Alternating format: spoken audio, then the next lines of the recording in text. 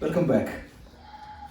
So, last week we were about to start the teaching. Remember where did we stop? Verse 10, we spent more time than I was planning to spend. So, the verse was Tamuvacha Rishikeshaha Prahasanniva Bharataha Senayor Uphayor Madhye Vishidantamidam Vajaha. So this was the verse. So we saw chapter 1 and chapter 2. We saw one typical prototype of all of us. Perplexed in front of a challenge thrown by life. So that was the situation. And good thing, I just pointed out one thing. There are two categories of people. One is what? They're confused, but they don't know that they're confused. They just go ahead and operate with their confusion. The second category of the people are the people who know that they're confused, they need help, and they seek help appropriately. So here Arjuna, we found, fall into the second category. He knows that he is confused. He cannot face the situation in front of him. So he surrendered to Krishna. Remember? Verse 8. And I picked that verse as one of the 18 verse we pick up from the Bhagavad Gita as most important verse. So he saw that Arjuna surrendered. That's the first quality we all need. We all think that we are perfect. We don't have any problem. And we operate in that fashion and find it very difficult to get above the life. So here Arjuna found that he needs some help. He needs to open his mind with a friend or a guru or a spouse. We all have to do that. And this problem was presented, and Arjuna was presented as emotionally breakdown. Remember the verses? Like he cannot get up. His weapons to face, or the instruments to face his challenges. For me, it's a computer. For him, it was a bow and arrow, right? For each one of us, it is the instruments to face the life. We could not use them. He found himself completely helpless in front of the situation. And he sought help. To whom? Rishikesha. That is what we saw. And what was the response of Rishikesha? So far he was very silent. And only thing he did was a little bit of pep talk. On second chapter, verse 1, 2 and 3. What was the pep talk? Pep talk is important because every problem we found that there are two issues. One is the underlying real issue. Second one is what? There is an emotional issue. And first thing we need to address is the emotional issue. Once we address the emotional issue, we need to address the real issue, which is the root of all the issue. So the emotional issue was addressed. How? He said, this character is not suited for you. And I said, like, this is a big lesson for all of us. When we approach somebody, instead of judging that fellow is stupid or that fellow is an idiot, just say that this particular behavior is not atypical of you. That would be the right approach. Krishna didn't say that Arjuna is a fool. Krishna didn't say that Arjuna was wrong. Krishna said that the behavior you are exhibiting at this point of time not suits you. And he used the term Arya. And we defined what is that word Arya here, right? Quoting Buddha, quoting the Dharma Shastra, and we proved that it is not a race, etc. here. And then he whipped him also a little bit, just like a coach in the dressing room, how he just fires up all these players. He said, like, this behavior is not a behavior of a warrior. So after that, Arjuna started making a little bit more sense. He put forth the argument in front of him. And now Krishna found that no pep talk will solve the fundamental problems of the life. It can band-aid a little bit. But what is the permanent solution? That is what he is going to give. And this Krishna is presented it. How? Prahasanniva Bharata. Imagine, just mentally visualize, one fellow is broken down and he cannot even talk. And the teacher, what is his state? Smiling. What does that indicate? I spent some time on that. That smile itself. That smile indicates the complete control of Krishna over the situation. So now, you may think, right? The same situation is there.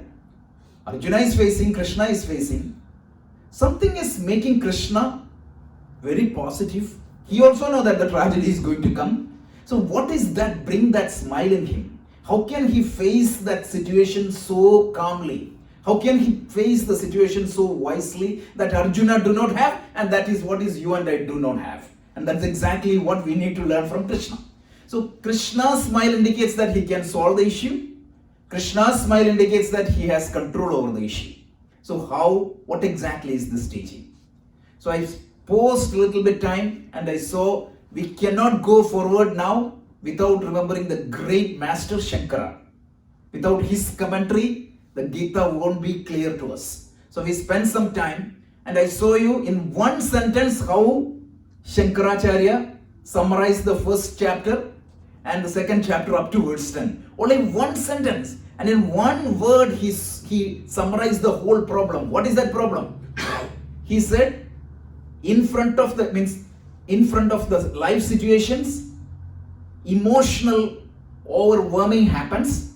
And when that emotional overwhelming happens, what is going to happen? You lose your ability to do what is to be done. That is the problem Shankaracharya described. Brilliant, right?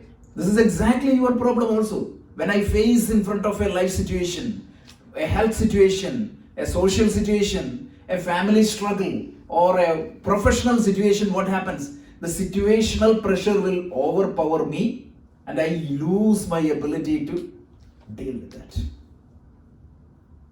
I don't know like how best you can summarize the whole chapter without this. So this Shankaracharya summarized like this, and now let's listen to Krishna's teaching.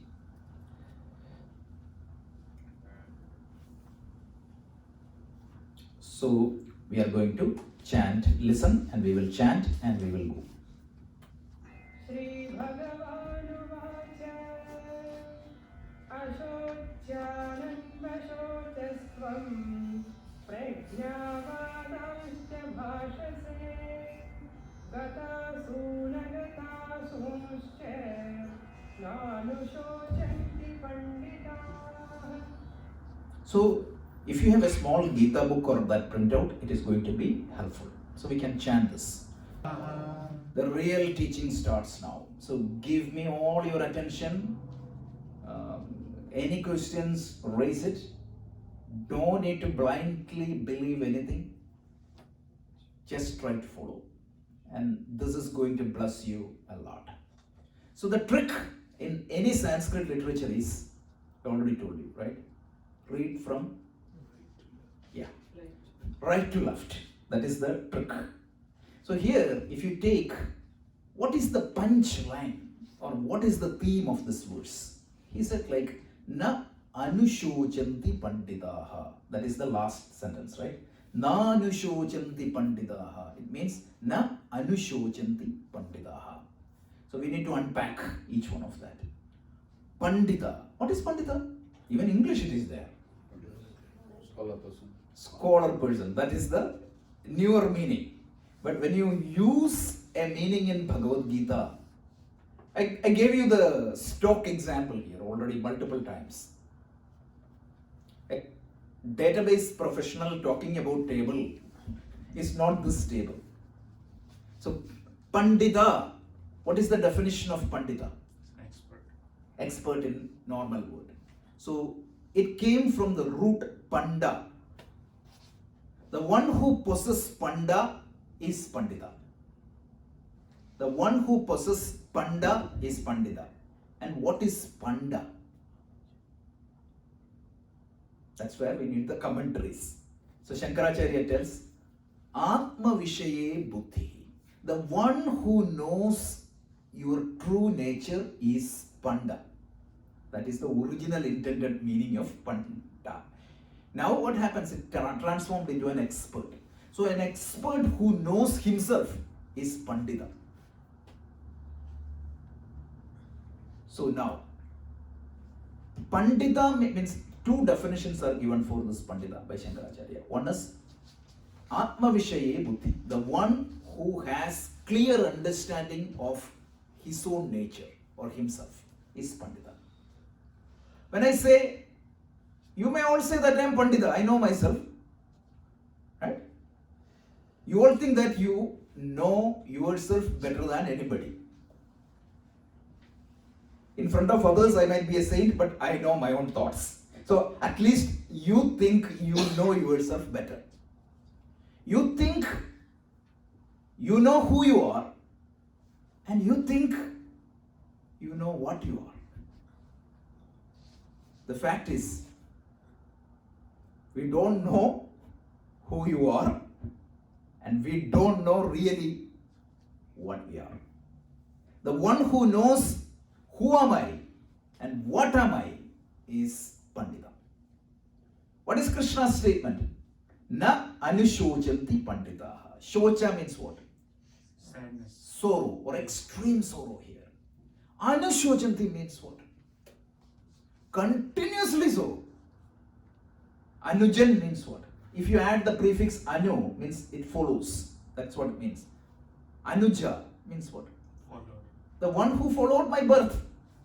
Ja means birth. Anuja means what? Or the one who followed my birth.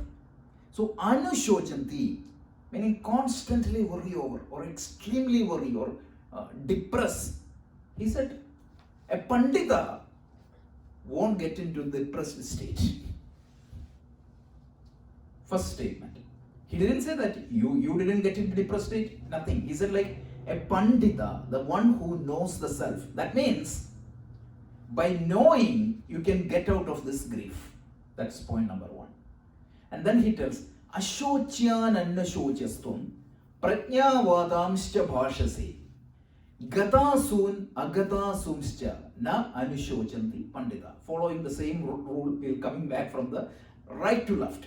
Gata sun agata sumscha. Asu means what? Breath. Gatasu meaning what? The one from whom the breath is gone, meaning what? Dead. Agata sumscha, meaning the one from whom the breath is not yet gone, meaning alive. You look at the usage of Sanskrit. The one who is dead and the one who is not yet dead. So, Pandita na anushojanti. The Panditas won't get into a depressed mode for two kind of people. One is those who passed away and those who are alive. Why did Krishna pick up this situation? In life, there are hundreds of challenges. And even if you Google it, what is the highest fear of any individual? Death. So if you can address the fear of death, every other fear can be addressed. In our Nyaya Shastra, there is a logic. What is Nyaya?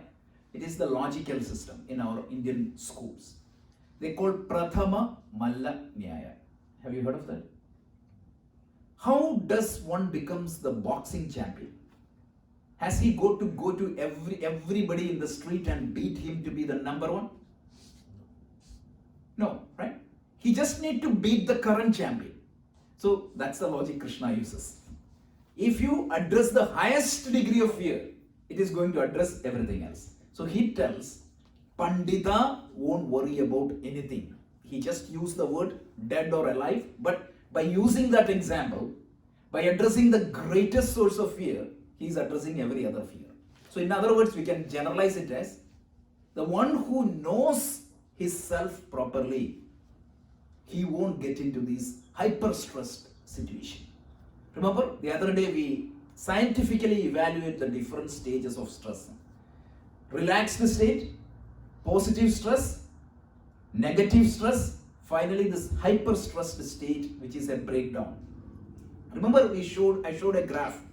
Like when the stress hormones increases, what is going to happen?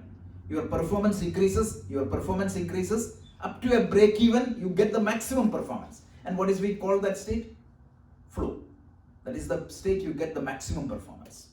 So after flow, any increase in stress hormone is going to do what? It deteriorates my performance. And if you look at the graph, as the stress hormone increases, the performance will come down and hit at a point where you get breakdown. And Arjuna was which state? That breakdown state, that hyper stressed state. And Krishna tells, no matter what, whatever happened in the world, you cannot, a pandita won't get into this hyper stressed state. He didn't say that you should not get into hyper stressed state. He said that a pandita won't do that. And what is Krishna's job here? To make us a pandita. I can tell you that don't get into hyper stressed state. Is that in my control? When a situation comes, I get into that state. Oh my Krishna, Arjuna asked in between, right? I don't want to get into that state, but I cannot control. I get into that state. That is exactly what you and I will tell Krishna. Krishna said, if you get into that pandita state, if you know yourself properly, you won't get in there. So it's a great assurance he has given, positively. So by knowing yourself properly, you will not get into the state. That is the last two. So is that clear? The last part. Gatasun agatasumscha na anushojanti pandita. Now let's say that. Ashocyan anushochatum. Shochya means what? A situation that demands this depressed state. It tells this situation or any situation in that matter in the world is not required you to get into this hyper state. He's going to explain that in detail. Yet, prajnavadamsya bhashati.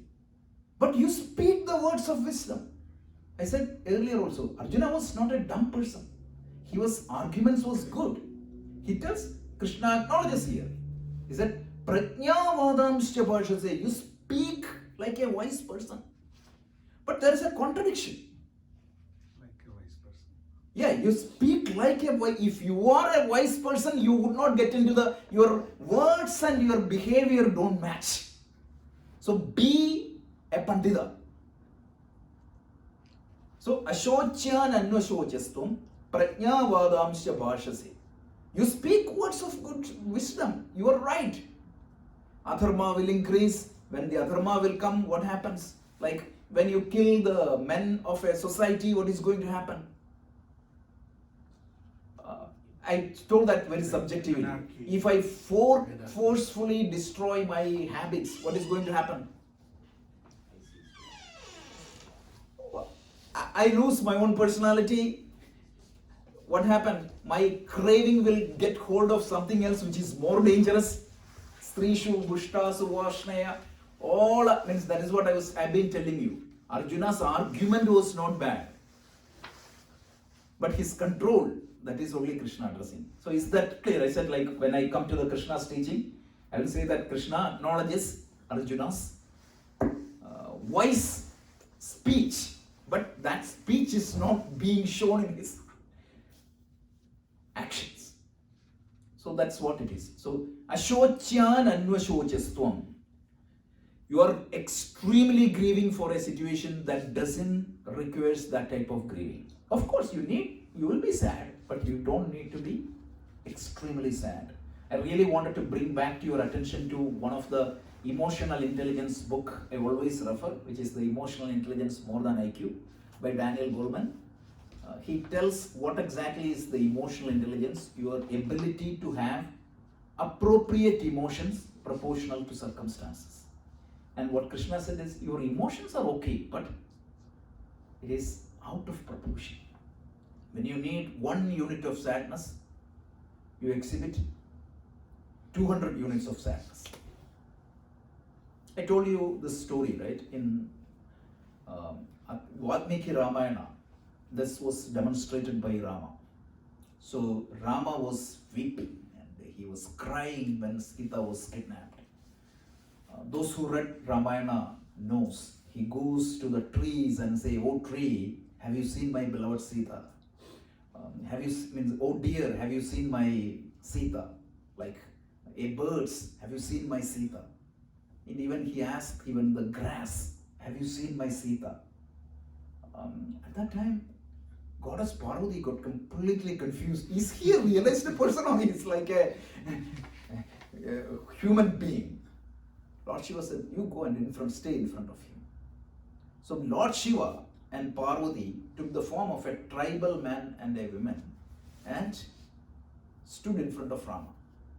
If Rama was not in his control, he would not recognize Shiva and Parvati. Brilliantly, what happened? When Rama saw that, he prostrated Parvati and he said, salutations, mother, where is Mahadeva? At that time, Parvati understood that, yes, the famous words, I forgot the exact Sanskrit sentence, he said like, sadness was there in Rama. Rama had sadness. Sadness never had Rama. That's the difference. Last 18 verses you will see this in the second chapter also. Arjuna becomes confused. Once you do all this teaching, am I going to become like a rock? That's not what Krishna said. You will have emotions. Emotions will not have you. I will have anger. But anger will not have me. Have you read Aristotle's famous statement? Anybody can become angry. Aristotle says. But to become angry at exact position, at exact proportion, for the exact duration, to the exact level of detail, it's just impossible. That's what it is. Okay, so this is what the first verse. The difference is, no, straightforward Krishna addresses the cause. Krishna didn't say that you have to do yoga. Krishna didn't say that you have to do this prayer. Krishna didn't say that you have to look at your kundalini, right? I mean, what is it? The horoscope? Yes. Yeah. Yeah. Krishna didn't say, Arjuna, that you have to do this puja, you have to go to this particular temple, or you have to do this particular pilgrimage, or you have to do X, Y, Z. All that is there a little bit later. But the solution is, if ignorance is the problem, what is the solution? Knowledge. So understand yourself properly. And what I'm going to do, Krishna indirectly says, I'm going to make you understand. I'm not going to teach you about anything else, but I'm going to teach you about yourself. Know thyself. If you go to Greece, the Delphi or Oracle, it's written there. There is a famous, it was there in the Greek principle also. Know thyself. I forgot the exact Greek word, but if you don't know yourself, how can you know the other people? And most of us think that we know ourselves. And we know better, other things better, but we don't know ourselves. So that's the fundamental. He just, instead of all these Vedantic books you will see, they get into the subject matter straight right in the beginning. The first line of teaching Krishna uttered was this. Okay, so let's go. So, pep talks cannot solve the fundamental problem. Only knowledge about yourself. And in Sanskrit we call it as Atma Jnana. Atma Jnana. Again, be careful. The word Atma can mean different things in different places. If you really look at the word Atma, it is used as the consciousness, it is used as your mind, and it is used as your body sometimes. So be careful. Here, the truth of yourself, which we are going to explore. So the fact is that you are the absolute, which is a claim right now, which we have to unfold later. So there is one equation we are trying to solve here. It is called Tat Tvam Asi. Have you heard of that? This is a Mahavakya from the Upanishad. What is Tat Tvam Asi means? Thou art that. Means I am that supreme. It's an equation. That's why I wrote it in the form of an equation. What is the characteristics of an equation? Both sides Both sides are equal. are equal, but apparently different.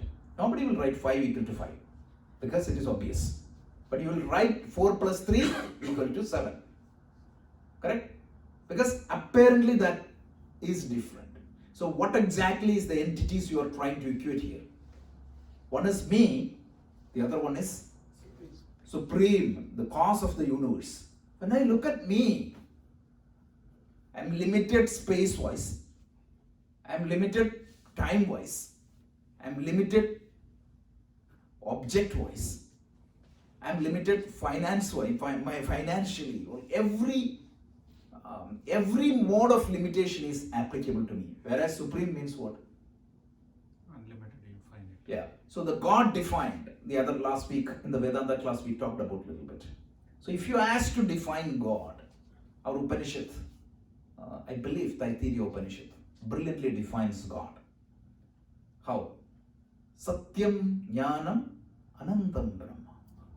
The word they used for infinite there is Anantam, which is much different than the word infinity used in typical mathematics. Actually, I forgot that Contour, right? Contour, there is a scientist. He did a lot of research on infinity. And there are multiple types of infinity in math.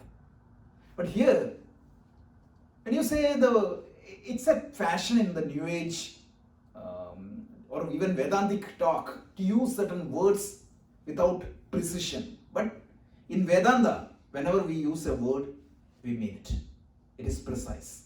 So Anandam, the definition is clear in our scriptures. They say Desha Parichedaha, Kala Parichedaha, Vastu Parichedaha. Brilliantly defined. That which is not limited by space. What does that mean?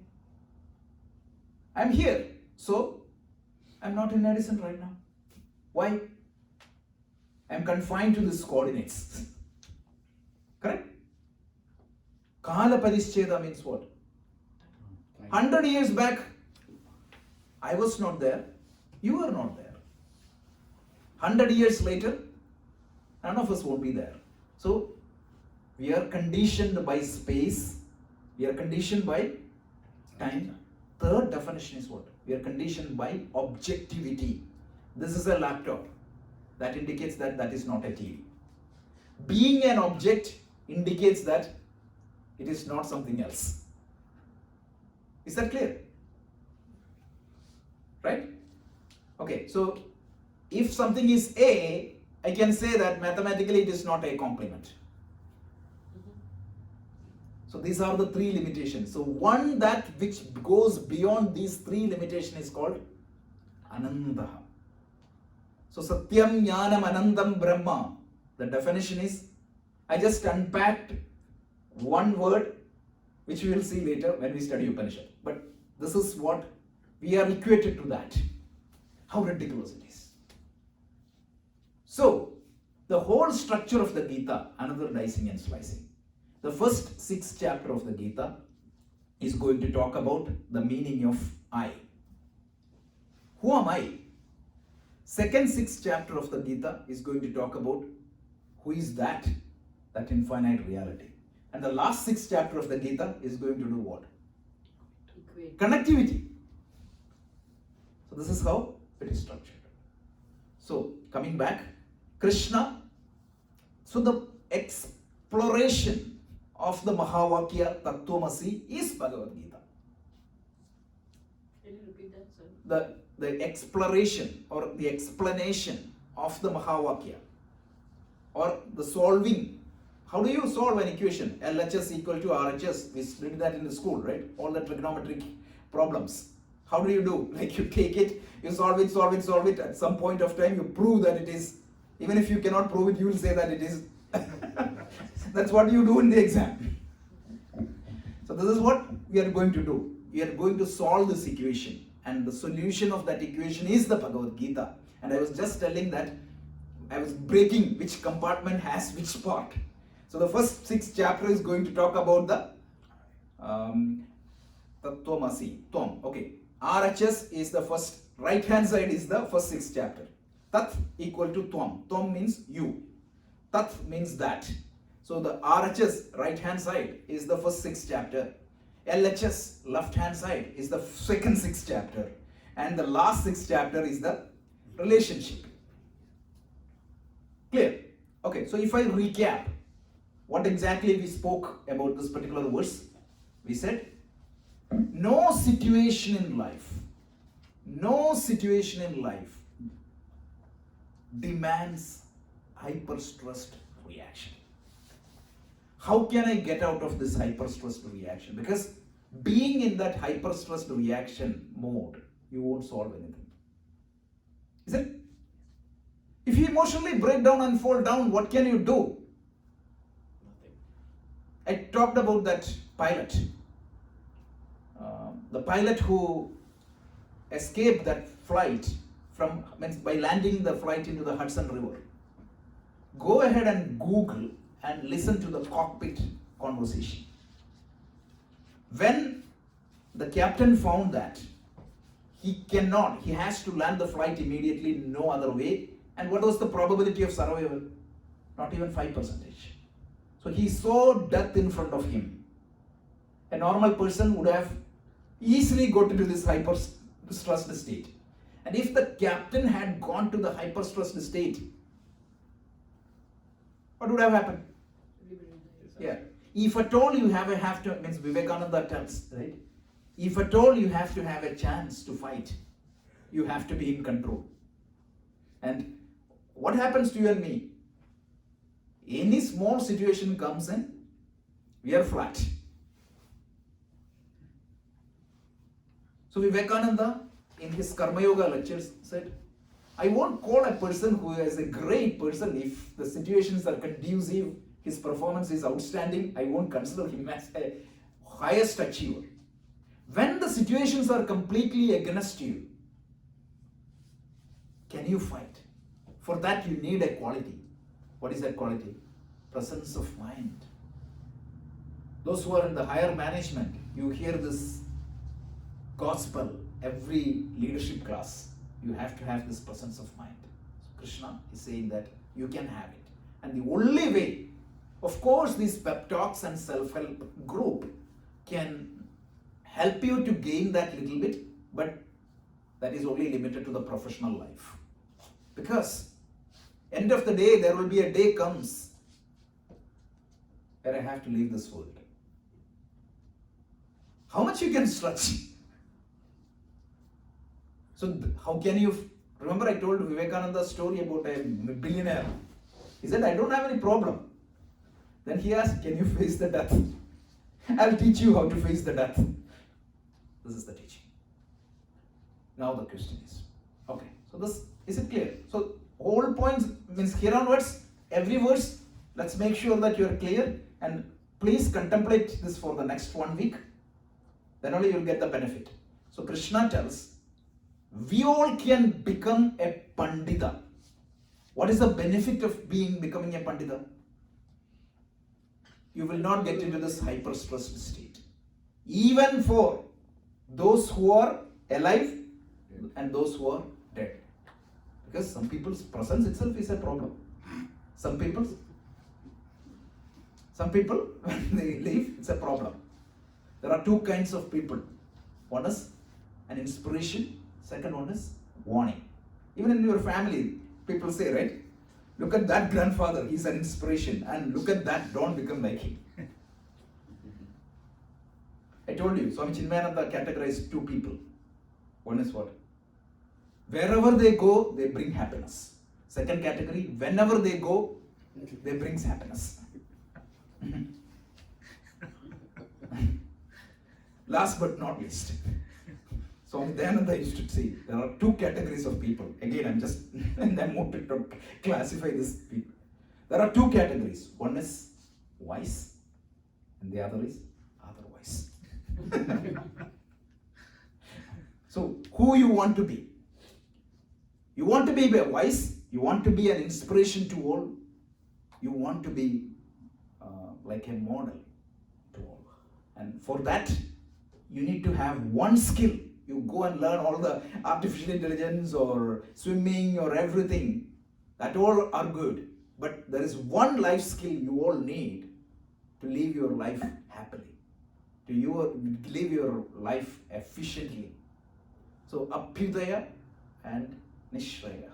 Econo-social welfare, and the other one is extreme peace of mind. These two typically don't match. Correct? How many CEOs collapses at the age of 40s, in their 40s? How many people needs treatment? Because they have econo-social welfare, but they don't have the peace of mind. So Krishna gives us a solution. Praninam Sakshat Abhyudaya Nishreyasa Hetu. This is the cause for all the living beings. It is not just for Hindus, Indians, or anybody. Any living being, any human being. Of course, you need a mind. So that it can lead them to that state. So summary: you need to be a pandita. Pandita of what? You could be a computer guru or a computer pandit, or typically we call pandit as stock market experts in the Western media. So that's not the pandit. Pandita means the one who has panda. Panda means Atma Vishaye Buddhi. Is it clear? Just close your eyes and think the verses are clear, like the message is clear. Contemplate. Let's go. After that, let's go.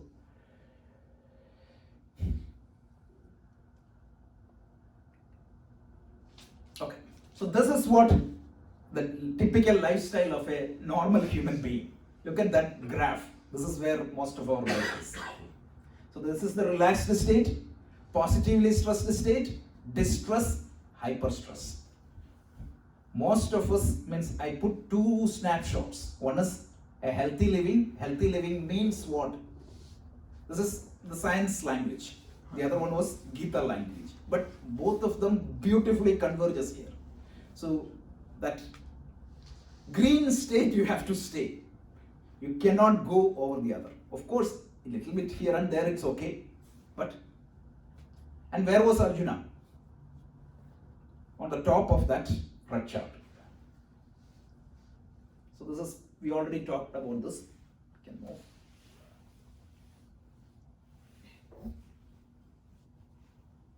Okay. This is the,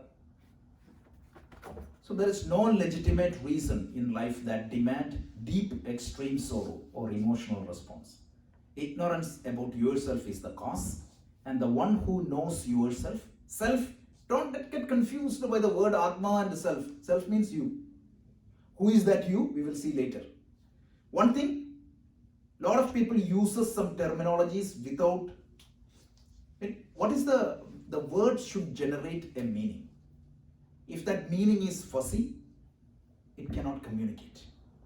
So, if don't get too much caught up with the lot of mysticism on these words. Self means you. Don't think too much about that. If I do, I know means I know myself. That is the question. That's what it is. See, that's why I told you, like, what to speak is important in the Vedanta class, and what not to speak is also important. And the use of words is, I'm trying my best, but be attentive and make sure that you follow every word, because the word has to communicate exactly the same meaning. I told you the Vedanta class, I don't use the word soul because the soul has different meaning to different people. Okay. So let's go to the one more state. This is where Arjuna was. Is that clear? Okay. So let's, yeah. One question. Does it mean that Krishna, the supreme yogi, would always be in that green state? Of course, he is. He has that positive stress, but never, you will not see even Rama, you can see him crying, but still he was in control. Still that cry was within that green state. But Krishna, you won't even see in any of the literature he cried. Because they are enlightened beings. What is it? Yeah, he's enlightened, he knows himself. But Rama was also equally... But Rama cried, but Rama was in control completely. His cry didn't prevented him from doing what needs to be done. But through Krishna, Vyasa wanted to project a different message. So look at the life of Krishna. The day he was born, there was a huge threat for his life. Correct?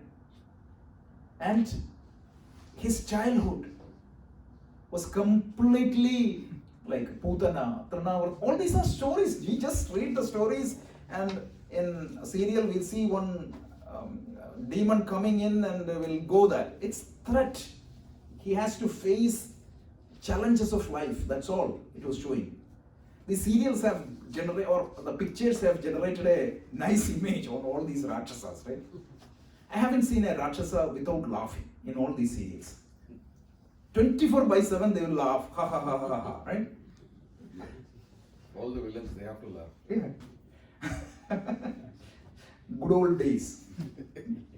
Even melodrama, like in Tamil movies, ancient movies, right? Like Shivaji, Ganeshan type of movies, melodrama was a lot. So that was there in all the literature. But these Puranas are conveying certain messages. The message is Dharmam Chara. Live Dharma. What is Dharma? Not religion. Dharma is what needs to be done at a given time. Like there means I already told you, there is Mukhya Dharma and a Gauna Dharma. There is a predominant Dharma and there is a secondary Dharma. I gave one example when we had the talk on Dharma. I am running a class, my own child is sitting there. Means I have a Mukhya Dharma of a teacher and I have a Gauna Dharma of a parent. So in that, within that class, the Mukhya Dharma is what? Teacher. But outside the class, that is what was shown through Puranas. Dharmam Chara. Like Rama, if he is a king, he has to follow the duty of a king first, more than husband or more than father. He can do that after resigning from the post of the king. So this is very important. If the Mukhya Dharma and Gauna Dharma means aligned, it's simple. But when that conflicts, you have to understand what exactly is your Mukhya Dharma and follow that. This is what is demonstrated through different stories. But the problem is, people without understanding the context, they try to read and interpret it. And it goes all the way. Even Vyasa himself may not have imagined such meanings. How people come up with the new meanings. So that's different matter. So now, what was the statement Krishna gave? He said, Na anushojanti pandita. Why? Right? A lot of people are going to be dead right now. Why do you think that any situation in life, the death of people, doesn't require sorrow, but it doesn't require anushojanti? Continuously, the depression, that state. Why? That is the answer given in the next verse. So now, next verse we'll talk, and then we have to talk about two things. We have to talk a little bit about who am I, and the truth. Whenever you say truth, truth has multiple dimensions. What are all those dimensions? We have to see. So we have to take a small break and understand these two concepts. Then the next 15-20 verses are so simple. Otherwise, you won't understand. You won't understand anything. So this is what we're going to see. So let's see the next verse. नत्वेवाहं जातु नासं न त्वं नेमे जनाधिपाः न चैव न भविष्यामः सर्वे वयमतः परम्. Here it's complete double negatives. Why? He want to emphasize something. Double negatives, use of double negatives. What is one example of double negative? The book I always refer, Aparokshanubhuti. That's a double negative. Aparokshanubhuti means direct experience. I can very well say that direct experience. What do I say? Para aksha anubhuti. What means? Somebody else's experience. Then meaning not somebody else's experience. Means what? My experience. That's what it is. So here tells, this is the breaking is very important. Natu eva aham. Natu evam aham. Jatu na asam. Natvam sa ime janadibaha. Then nacha eva na bhavishyamaha. Sarva vayam ataha param. It means there was not a time when I did not exist. Double negative, right? There was not a time when I did not exist. He could have said that, what? I exist all the time. But it won't convey that real meaning. I say that I exist, but here he tells that he negates the entire thing. Krishna said, there was not a time in the history that I was not there. Then Arjuna will say, because why he's answering, why you do not worry, you don't need to be worried over the death of a person. That's not a license to kill anybody, by the way. He is going to explain that later, okay? So he said that when you know yourself, right now you identified some entity as yourself. That is not correct. When you identify yourself, you will realize that there was not a time when I did not exist, Krishna said. Then Arjuna will say, you are Bhagavan, so you always exist. Then he tells, nor did you, natve vaham jatu nasan, na tvam. Tvam means you also. Then Arjuna may think that, okay, I'm the front of Krishna or I'm somebody higher. Then he negates that by all these people.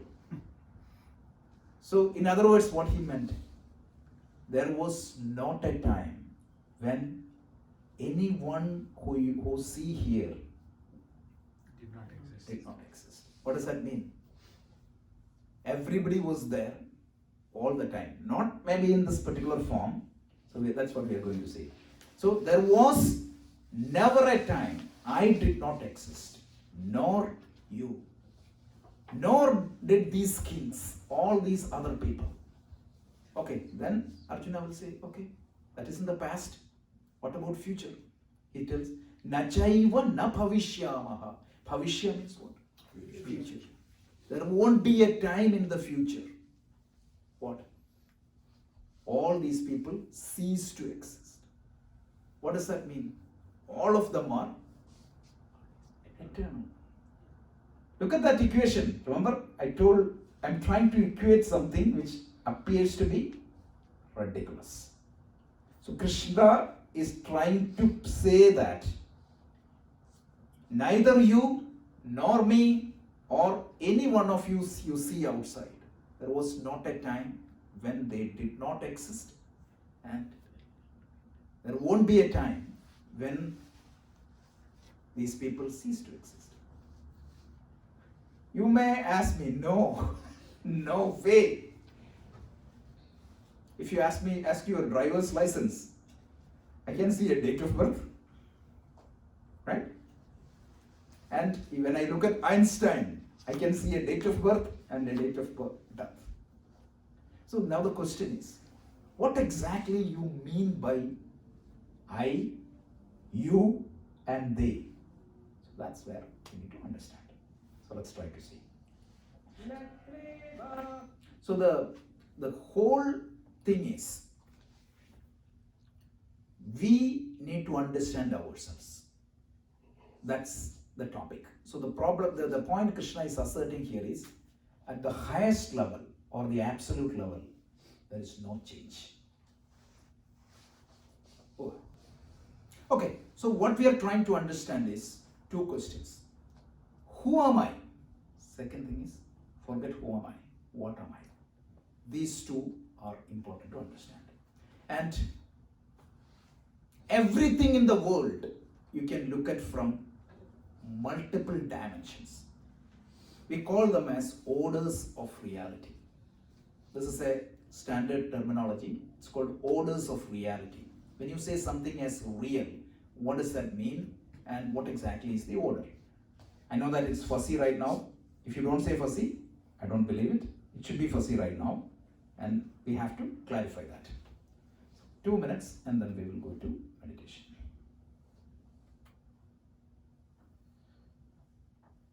Okay. So, the truth, whatever means, what is truth? May I ask, what is truth? What is? Right, right, beautiful. So, if I may ask you, is the earth round or flat? It's relative. Exactly, we are coming to that. From the plane of my current experience, what is truth? It is flat. It is flat. From the realm of my current experience, is earth moving or the sun moving? Sun is moving. But from a higher plane, what is going to happen? Both are moving. Yes. From a higher plane, is the earth flat? No. This is known as orders of reality. Is that clear? One is from a plane of my experience. Second one is something transcends my experience. So from a higher level, the truth might be always different from at the absolute level. Simultaneous events are not simultaneous. Who said this? When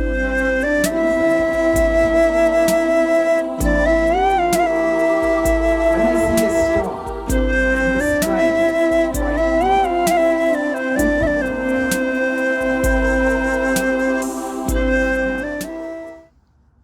I'm seeing a star in the present time. That is history. Right? It might be millions of years back that light has started. So simultaneous events are not simultaneous. Who said this? You studied the elementary physics. Einstein. This is the basic relativity theory, right? Once upon a time in classical physics, we believed what? Time and space was absolute. Simultaneous, all the events are happening at the same time. But the sunlight, the sun we see is 8-minute-old sun. Do you believe? But what is my experience? Simultaneous. Yeah. So this is called orders of reality. One is called Vyavaharika Satyam. Okay? Relative reality. And the second one is called Paramarthika Satyam, which is called absolute reality. Absolute reality means what? It is not limited by my experience. So I see only the visible range of spectrum. But is that mean that is the only thing exists? There is infrared, there is ultraviolet. But from the realm of my experience, I am confined to only a limited experience. And that is a truth for me. And that is a reality for me. And that is called Vyavaharika Satyam. And in scientific language, we can call it as relative reality. Whereas relative means it is conditioned by my experience. So if I don't have, means if my eyes are closed, the experience I have on the world is what? Again, it is a relative reality. Like Dr. Ramachandran tells, like if you have color blindness, the world you see is what? Black and white. That doesn't mean that the world is black and white. But what is your experience? So what exactly is visible to you through your sense organs? And that is what is relative reality. Whereas absolute reality is something that transcends your experience, which is beyond your experience, and that is called absolute reality. Am I getting complicated? Anybody has doubt? Raise your hands, because this is very important. We need to proceed. So the earth is round is absolute reality. Yes, earth is round is absolute reality from that perspective. We don't know. Tomorrow somebody can say that it is not, it is a triangular shape, because from a higher plane of observation, somebody else. Right. So because if your experience is conditioned by the limitation of the instruments, that is relative reality. The instruments are known as upadhi in Sanskrit. That which is beyond any upadhi, that is not subjected to negation, that is not conditioned by any instruments, and that is called Satyam. So in Vedanta it is called abadhitam Satyam, that which is not affected by anything else. Abadhitam Satyam. You may wonder, am I hearing the echo of modern physics? Right? This is Vedanta. Yes. So abadhitam Satyam, this is what we hear. So that experience, which is not limited by any space or any time or any causation or any of the instruments of perception or action, that is what is absolute reality. Whereas there is a relative reality. The earth is flat, I'm seeing everybody else, I'm different from you, the sun is rising in the east. That is the second level of reality. I'll just mention one more level of reality, and then we will continue next week. The third order of reality is called illusionary reality. Okay, the world is there, but what happens? When I see the world, my thoughts and my programming interpret it and creates a different world in me. So the classic example Vedanta gives is the rope and the snake. What is the relative reality? A rope. But when I see a rope, my mind thinks that it is a snake. That is also a reality, because what would be my reaction? My reaction is for the snake, which is created in my mind. So one is what I am seeing because of the instrument, that is relative reality. Absolute reality means what exists, which is not conditioned by any of the instruments. And the third aspect is what am I interpreting out of it. So the difference between relative reality and illusionary reality is, relative reality means it exists, therefore I see it. Drishti eva srishti. My eyes is falling on the object. Illusionary reality is what? My interpretation in my mind. Yeah. I see it, therefore It exists. it exists. There is no existence for it. But for me, the snake, somebody can get a heart attack seeing that snake. Remember, tomorrow the news comes. One guy got heart attack seeing his rope. So these are the three orders of reality. And we cannot say that the world is mithya, so you avoid it. Each of these reality is valid. So Krishna has to address the problem within each of these reality. So from verse 11 to 38, he addressed the same point with respect to each of this reality. From the absolute level, you don't need to worry. From a relative level, you should do what needs to be done. Illusionary level, you don't need to worry because it doesn't exist. This is the answer he is giving. So there are several levels of relativity, reality Yeah, also as but- we move Yeah, up. towards absolutely. So that's the whole spirituality. So this is a little bit complicated, probably the most complicated topic in Vedanta is what I just said. Did I make it confusing? No. It was clear, but can you gave examples for relative reality and illusionary reality. I'm going to give the absolute. But the problem is what? I am staying in a relative reality, conditioned by space and time, and trying to explain something which is beyond space and time. Only I can give indicative words. And that's why Heisenberg said, what? It's impossible to measure the momentum and position of a subatomic particle like electron. That is the uncertainty principle, because the very process of observation will disturb the momentum, position. So, absolute reality, we can give pointers. That's it. Because of our constraint. Logically, it makes sense, right?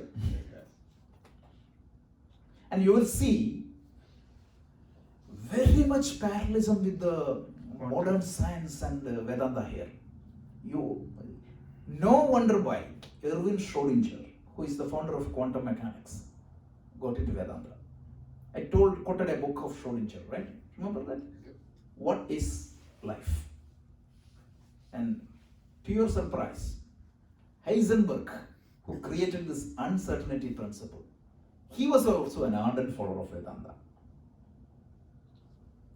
Max Planck, who created E is equal to h nu, he was impressed by Vedanta. Can you believe? Why? This is the reason. And mind you, they had a translation of a translation of a translation. Never had access to Sanskrit literature. If they had access to these things, like how did they define the absolute abadhitam satyam, that type of definitions, it would have thrown their complete thinking. This is so brilliant. But most of our people don't know what exactly the values these scientists had towards our literature, because they themselves don't know. Okay, so that's good. So we will continue this discussion. I'm growing a little bit slow in these verses. I'm really behind schedule.